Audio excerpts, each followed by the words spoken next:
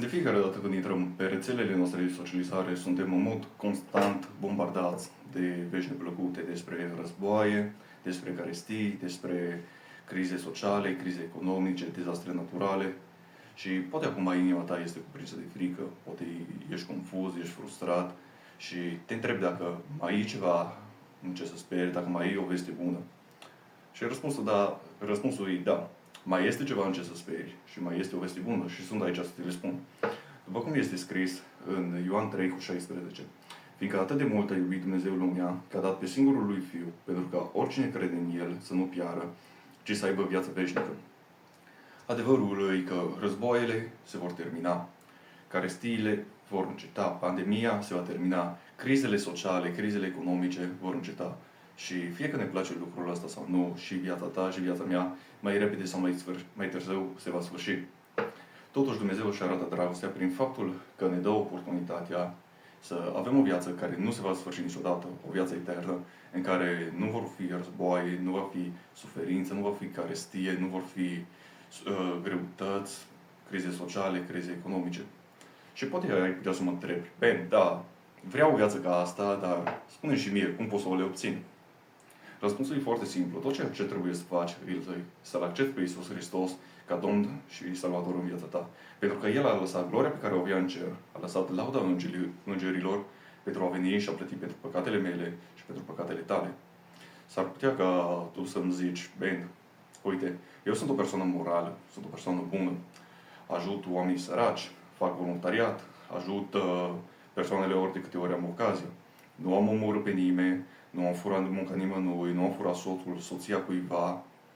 Deci nu înțeleg despre ce păcate vorbești.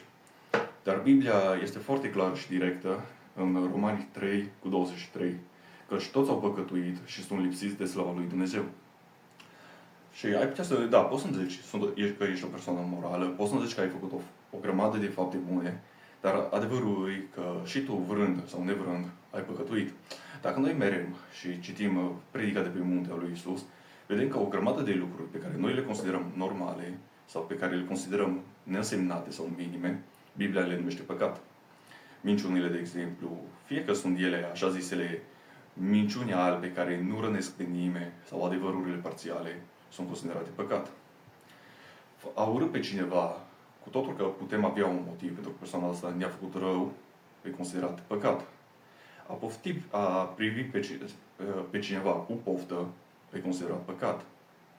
A lua un lucru care nu este al nostru, cu totul că lucrul acela este, cum să zic, foarte ieftin sau chiar nu are valoare, este considerat păcat.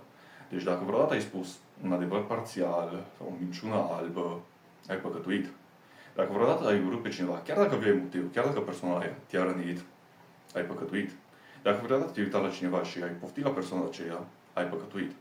Dacă ai luat ceva ce nu este al tău, oricât de minim și neînsemnat este lucrul acela, ai păcătuit. Și Biblia este foarte clară când spune că salarul păcatului este moartea. Este separarea eternă de Dumnezeu. Sau, cum îi zicem noi, a merge în iad. S-ar putea că tu să-mi spui, bine, Dumnezeu e nedrept, e incorect, pentru că trimite oameni buni, oameni morali, oameni care fac fapte bune în iad pentru lucruri minime. Dar vreau și eu să te întreb un lucru.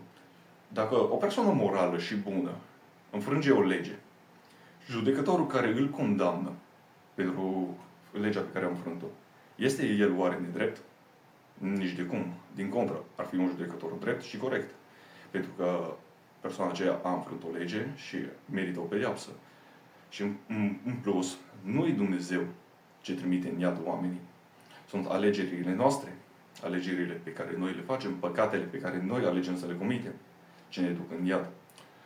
Totuși, Dumnezeu nu este numai un Dumnezeu bun, nu este numai un Dumnezeu drept, nu este numai un Dumnezeu sfânt, dar este și un Dumnezeu bun, un Dumnezeu iubitor, un Tată iubitor, care a văzut situația noastră, a văzut faptul că am păcătuit, că meritam să fim pedepsiți și totuși trimite pe cineva să plătească în locul nostru. Dumnezeu a văzut starea noastră, a văzut situația noastră și faptul că eram incapabili să plătim prețul păcatelor noastre.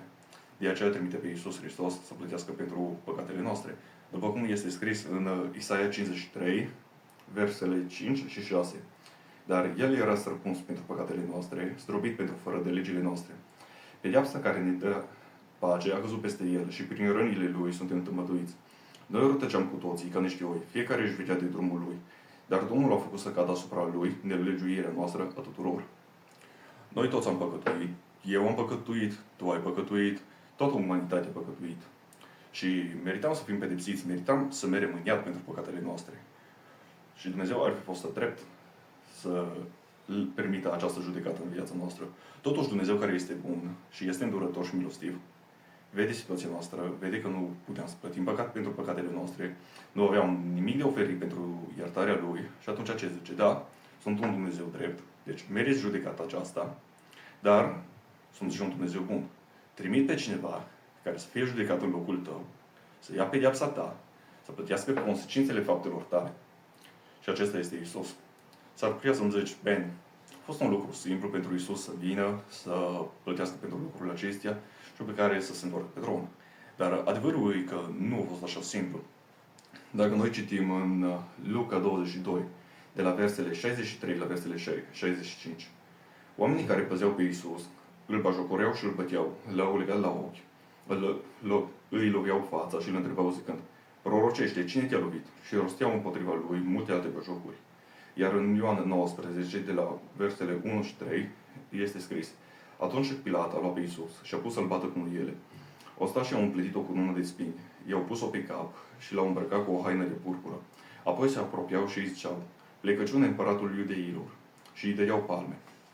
După cum citim, vedem că faptul că Iisus a plătit pentru păcatele noastre a fost extrem de dureros. A fost torturat o noapte întreagă, bajocorit, bătut, după care a fost biciuit și în final a fost crucificat.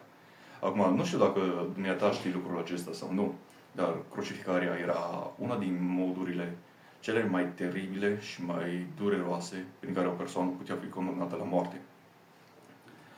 A fost un preț plătit, prețul pe care Iisus l-a plătit a fost enorm. Și poate ar putea acum să mă întreb, da, Ben, înțeleg că prețul acesta a fost enorm, înțeleg că Iisus a suferit foarte mult și vreau să te întreb un lucru. Ce a câștigat Iisus prin faptul că a plătit pentru păcatele noastre? Ce a câștigat Dumnezeu prin faptul că a trimis pe Iisus să plătească pentru păcatele noastre? Adevărul e că Iisus nu a câștigat nimică. Dumnezeu nu a câștigat nimică.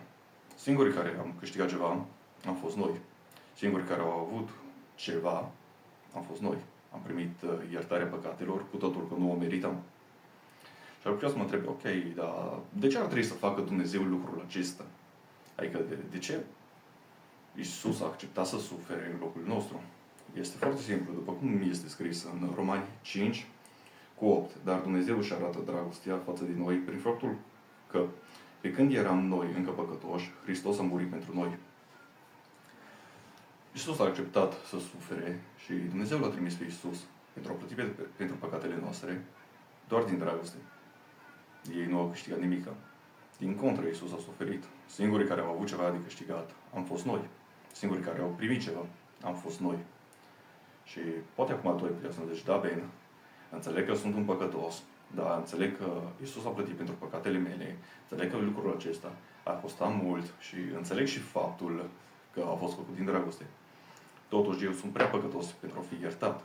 Totuși, eu m-am dus mult prea departe pentru a putea beneficia de mila lui Dumnezeu. Și vreau să spun, nu este prea târziu pentru tine. Nu ești prea departe pentru a fi salvat, nu ești prea departe pentru a fi iertat. Vreau să vă dau două exemple. Primul exemplu este cu hoțul de pe cruce. El era crucificat împreună cu Iisus. După cum v-am spus înainte, crucificarea era una din modurile cele mai teribile pentru a condamna la moarte pe cineva. Și romanii o foloseau doar pentru criminalii cei mai răi, cei mai brutali.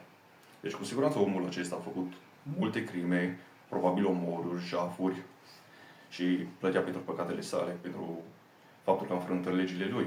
În plus, de pe cruce, el îl bajocorea pe Iisus. Totuși, în ultima sa oră, el își vine în fire. Recunoaște faptul că merită să fie pe cruce, recunoaște faptul că Iisus este Cel care plătește pentru păcatele Lui și îi spune, Doamne, când vei fi în împărăția Ta, adu-ți aminte și de mine. Acum vreau să vă întreb, ce a făcut Iisus? L-a criticat, i-a spus, mă, omule, toată viața ți-ai prădat-o. Ai fost un criminal, un asasin. M-ai batjocorit și acum vii și îmi cer milă. Asta a făcut Iisus. Nu, nici de cum. Iisus l-a primit.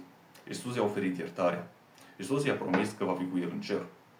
Și dacă nu a fost prea târziu pentru tâlharul acela care s-a pocăit în ultima sa oră, nu e prea târziu pentru tine. Vreau să spun cum eu m-am întors la Dumnezeu. Eu m-am întors la Dumnezeu când, efectiv, am pierdut totul.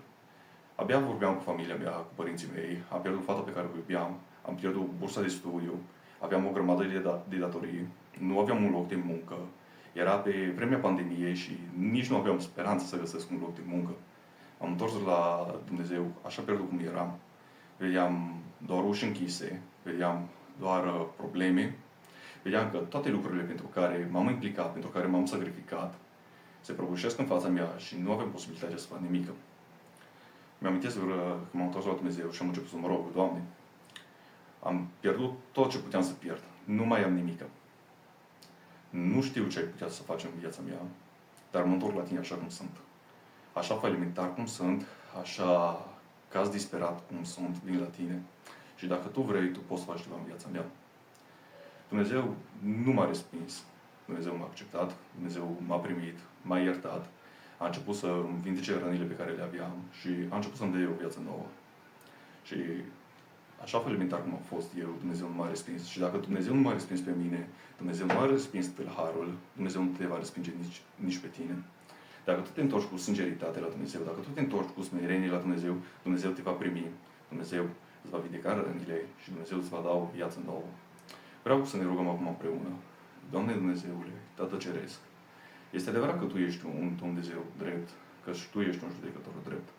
Dar este la fel de adevărat că și Tu ești un Dumnezeu bun și un Tată iubitor. De aceea mă rog ca oricine se va uita la video acesta și oricine se va întoarce la Tine cu sinceritate, te rog ca Tu să-l ierți, te rog ca Tu să-l primești, să-i speli rănile, să-l vindeci și să-l faci să se simtă cu adevărat iertat, cu adevărat iubit și primit de Tine. Te rog, Doamne, ca Tu să-i dai o viață nouă acestor persoane și să lucri în viața lor, ca ei să poată să vadă gloria Ta în viața lor. În numele Domnului Iisus. Amin.